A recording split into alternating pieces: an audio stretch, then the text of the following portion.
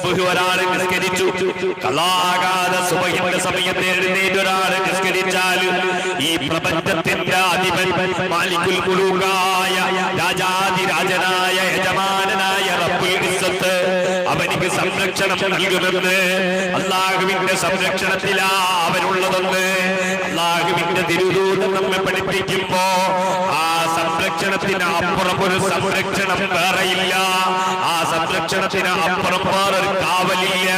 കാരണം പ്രപഞ്ചത്തിന്റെ അധിപനായ റബ്ബുൽ ഇസ്സത്താ പറയുന്നത്, ഒരാള് സുബ്ഹ് ഖളാകാതെ നിസ്കരിച്ചാൽ അവൻ എന്റെ സംരക്ഷണത്തിലാണ് എന്ന് റബ്ബ് തആല പറഞ്ഞിട്ടുണ്ട് എന്ന്. വമാ യന്തിഖു അനിൽ ഹവാ ഇൻ ഹുവ ഇല്ലാ വഹയ്യുഹാ.